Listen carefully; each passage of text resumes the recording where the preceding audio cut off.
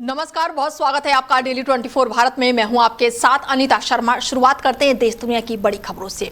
नेता प्रतिपक्ष राहुल गांधी ने रायबरेली में एक जनसभा के दौरान प्रधानमंत्री नरेंद्र मोदी और गृह मंत्री अमित शाह को लेकर विवादित बयान दे दिया है। राहुल गांधी ने जनसभा में आए लोगों को संबोधित करते हुए कहा कि आपका प्रधानमंत्री, आपका गृह मंत्री गद्दार है। कांग्रेस ने राहुल गांधी का ये वीडियो खुद सोशल मीडिया प्लेटफॉर्म पर साझा किया है। राहुल गांधी ने कहा कि जब भी बीजेपी आरएसएस के लोग आपके सामने आए और नरेंद्र मोदी अमित शाह की बात करें तो आप उनसे खुलकर कहिए, नरेंद्र मोदी अमित शाह गद्दार है। बीजेपी आरएसएस गद्दार है क्योंकि आप लोगों ने मिलकर देश को बचाने का काम किया है। बीजेपी आरएसएस ने संविधान पर वीरापासी जी, गांधी जी और अंबेडकर जी पर हमला किया है। राहुल गांधी ने कहा कि 1 महीने के अंदर टीवी पर नरेंद्र मोदी रोएंगे और हाथ जोड़ेंगे। जैसे नोटबंदी में कहा था कि मुझे फांसी से लटका देना। नोटबंदी उसने की और आपसे पैसे उसने छीने। आपको घर से पैसा उसने छीना। आप मूर्तियों के सामने हाथ जोड़िए, मत्था टेकिए, मगर जब उनकी विचारधारा पर आक्रमण होता है तो फिर खड़े हो जाइए और पीछे मत हटिए। यही है मतलब माथा टेकने का, यही है मतलब हाथ जोड़ने का। नारों से कुछ नहीं होता, इसकी रक्षा कीजिए। है तो जो संविधान पर आक्रमण करता है, जो संविधान को नष्ट करता है, उसको आप क्या कहोगे? उसको क्या कहोगे? गद्दार कहोगे। इसीलिए मैंने खुल के कहा है कि नरेंद्र मोदी, अमित शाह संविधान पर आक्रमण कर रहे हैं। उन्होंने देश का धन अदानी अंबानी को बांटा, उन्होंने देश की संस्थाओं को खत्म किया, उन्होंने वोट चोरी करवाई, इलेक्शन कमीशन को दबाया, जुडिशरी पर दबाव डाला। आरएसएस के लोग सुन लो, आपने कहा कि मुझे माफी मांगनी चाहिए। मैं कभी माफी नहीं मांगूंगा, फिर बोलूंगा। अमित शाह और नरेंद्र मोदी गद्दार हैं क्योंकि उन्होंने कॉन्स्टिट्यूशन पर आक्रमण किया है। सुन लो अच्छी तरह, मैं तुम लोगों से नहीं डरता हूं और हिंदुस्तान की जनता इस बात को समझ गई है और हिंदुस्तान की जनता भी आपसे नहीं डरती है। बता दें कि अब इस बयान के बाद से राजनीति भी तेज हो गई है। बीजेपी के राष्ट्रीय अध्यक्ष नितिन नवीन ने कांग्रेस नेता राहुल गांधी के गद्दार वाले आपत्तिजनक बयान पर जोरदार पलटवार किया है। नितिन नवीन ने न सिर्फ राहुल गांधी के बयान को दुर्भाग्यपूर्ण बताया है, बल्कि उन्हें और राजवादी मानसिकता वाला बता दिया है। बीजेपी नेता ने यह भी कहा है कि राहुल गांधी और उनकी पार्टी को इसकी बड़ी कीमत चुकानी होगी। बीजेपी अध्यक्ष नितिन नवीन ने कहा है कि राहुल गांधी का आज का बयान बहुत ही दुर्भाग्यपूर्ण है और कहीं ना कहीं उनकी अराजकवादी मानसिकता को दिखाता है। भारतीय राजनीति में जहां पर सामाजिकता और एक दूसरे को सम्मान देने की प्रक्रिया है, उसमें उनका ये बयान काफी दुर्भाग्यपूर्ण है। और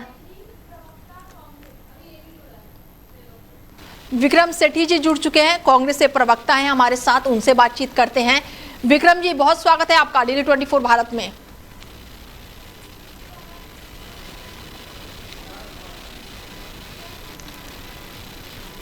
चले, उनसे संपर्क टूट चुका है हमारा, उनसे एक बार फिर से संपर्क करने की कोशिश पानी भी हो सर। ऐसे में राहुल गांधी के बयान के बाद से लगातार बीजेपी का पलटवार देखने को मिल रहा है और हमारे साथ फिर से जुड़ चुके हैं विक्रम सेठी जी हैं, कांग्रेस से प्रवक्ता हैं, उनसे बातचीत करते हैं कि राहुल गांधी के इस बयान को किस तरीके से वो देखते हैं। हालांकि बीजेपी की तरफ से लगातार पलटवार का दौर जो है वो जारी है। नितिन नवीन ने हाल ही में अभी पलटवार किया है और बीजेपी से हमारे साथ जुड़ चुके हैं अव्वल मलिक जी हैं, उनसे भी जानते हैं कि राहुल गांधी के इस बयान को किस तरीके से देखते हैं। अमित शाह को और प्रधानमंत्री नरेंद्र मोदी को राहुल गांधी ने गद्दार कहा है और ऐसे में रायबरेली में एक जनसभा को संबोधित करते हुए राहुल गांधी ने यह विवादित बयान दे दिया है। राहुल गांधी के इस विवादित बयान के बाद से अब बीजेपी भी लगातार पलटवार करने से पीछे नहीं हट रही है। नितिन नवीन ने भी इसे बेहद ही दुर्भाग्यपूर्ण बताया है। अव्वल मलिक जी हैं बीजेपी से प्रवक्ता, उनसे बातचीत करते हैं कि राहुल गांधी के इस बयान को किस तरीके से मलिक जी देखते हैं।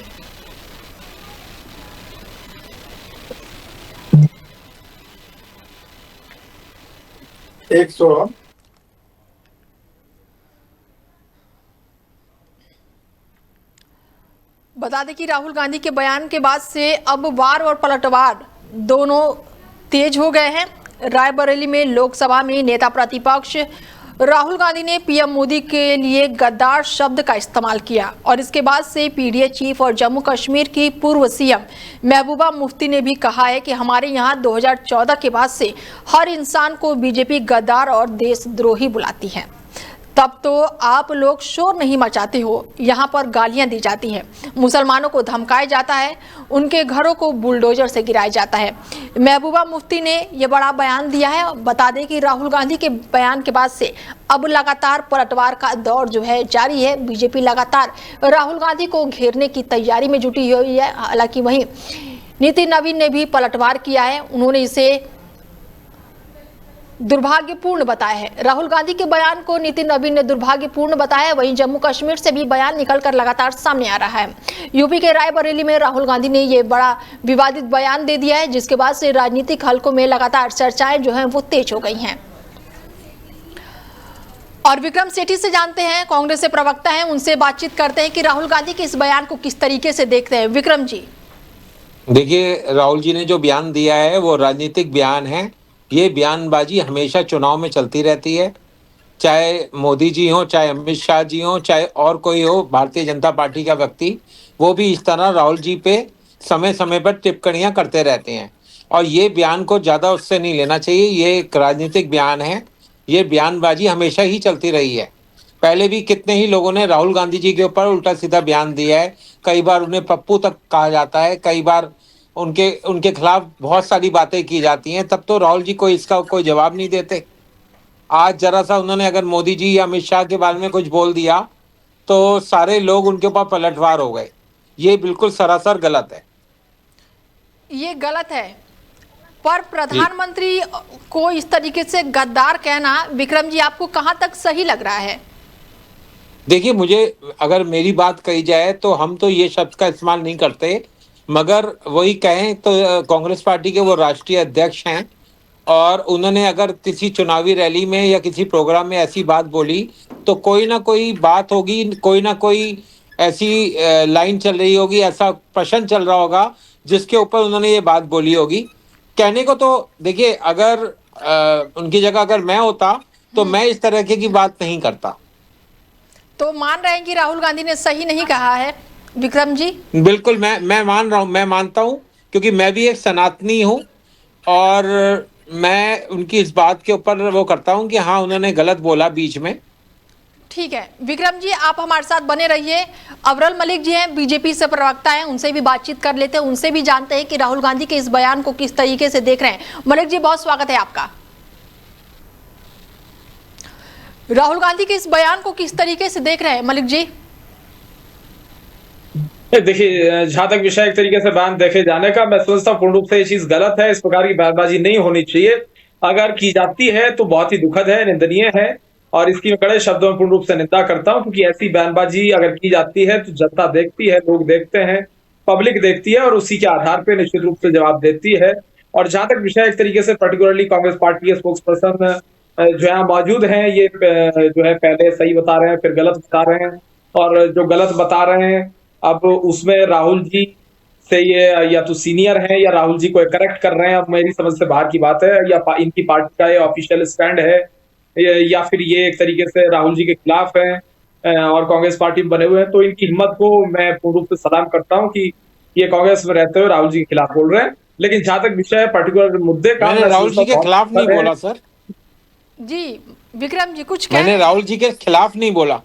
मैंने ये बात बोली है कि अगर राहुल जी की जगह मैं होता तो मैं अपने प्रधानमंत्री के बारे में ऐसे शब्दों का इस्तेमाल नहीं करता। बिल्कुल, तो बिल्कुल मैं भी यही कह रहा हूं। इसका अर्थ आप अगर नहीं करते तो इसका अर्थ तो यही है कि राहुल जी ने गलत कहा है।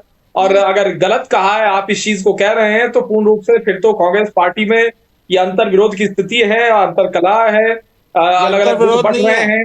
मैं एक सनातनी के होने के नाते ही बोल रहा हूँ ये शब्द। बिल्कुल विक्रम जी, ये सवाल तो बिल्कुल बनता है कि अंतर कला है, क्योंकि आप राहुल गांधी को सपोर्ट नहीं कर रहे हैं और आप पूरी तरह सपोर्ट कर रहा हूं मैं राहुल जी को। मैं राहुल गांधी जी को पूरा सपोर्ट करता हूं और कांग्रेस पार्टी से भी मैं प्यार करता हूं, मगर जहां तक प्यार की करते बात हैं, आती है कि सपोर्ट उन्होंने करते हैं, कहा, लेकिन राहुल गांधी को सपोर्ट नहीं कर रहे हैं विक्रम जी। मैं बिल्कुल राहुल गांधी जी को सपोर्ट कर रहा हूं अभी और आपने बोला कांग्रेस कि पार्टी राहुल को भी गांधी ने जो सपोर्ट बोला करता है वो हूं। सही नहीं बोला है। देखिए विक्रम जहां जी तक सच, प्रियंका गांधी जी के गुट से हैं। विक्रम जी प्रियंका जी के गुट से हैं लग रहा। देखिए ये तो अब आपके ऊपर होगा कि आप प्रधानमंत्री जी के गुट से हैं या अमित शाह जी के गुट से हैं, ठीक है। और मैं अपने आप को एक सनातनी मानता हूं और सच्चा हिंदू मानता हूं, इसलिए मैंने ये बात बोली कि हाँ राहुल जी ने जब कोई बात हो रही थी, क्योंकि कई बार राहुल गांधी जी के ऊपर भी टिप्पणियां की जाती हैं, तब बीजेपी कुछ नहीं बोलती, तब बीजेपी वाले उनका उपहास उड़ाते हैं। लेकिन भरे मंच पर मलिक जी और विक्रम जी, भरे मंच पर जी। तमाम लोग वहां पर मौजूद हैं। अमित शाह जी। प्रधानमंत्री, देश के प्रधानमंत्री को इस तरीके से, इन शब्दों से नवाजना किस हद तक सही है? बिल्कुल आपकी बात जायज है और इसमें मैं बोलूंगा कि हाँ बिल्कुल आप सही बात बोल रही हैं और कहीं ना कहीं कोई गलतफहमी या कोई मिस्टेक हुई है और उसका खंडन भी किया जाएगा अगर कुछ ऐसा गलत हुआ है तो। बिल्कुल। मलिक जी क्या कुछ कहेंगे? जी देखिए, जहां तक विषय एक तरीके से इस प्रकार की बयानबाजी का, मैं समझता हूँ बहुत ही दुखद है, निंदनीय है और मैं पूर्ण रूप से इस चीज की निंदा भी करता हूँ। और जहां तक विषय है, अगर इस प्रकार की बयानबाजी की जाती है तो नतीजा क्या होगा, तो पूर्ण रूप से जनता विरोध इनका करेगी और जनता जवाब देगी। ठीक है मलिक जी, जुड़ने के लिए बहुत शुक्रिया आपका, धन्यवाद। जी बहुत धन्यवाद। वहीं राहुल गांधी के बयान के बाद से अब राजनीति जो है वो तेज हो गई है और लगातार बयानबाजियों का दौर तेज हो गया है। बीजेपी के राष्ट्रीय अध्यक्ष नितिन नवीन ने लोकसभा में नेता प्रतिपक्ष राहुल गांधी के बयान पर कहा है कि राहुल गांधी का आज का बयान बहुत ही दुर्भाग्यपूर्ण है और कहीं ना कहीं उनकी अराजकतावादी मानसिकता को दिखाता है। मैं मानता हूं कि भारतीय जनता पार्टी में जहां पर सुचिता और सामाजिकता और एक दूसरे को सम्मान देने की प्रक्रिया है, उसमें उनका ये बयान बहुत ही दुर्भाग्यपूर्ण है। मैं मानता हूं कि लगातार हो रही हार, निराशा कहीं ना कहीं उनके स्वभाव और चरित्र में दिख रही है।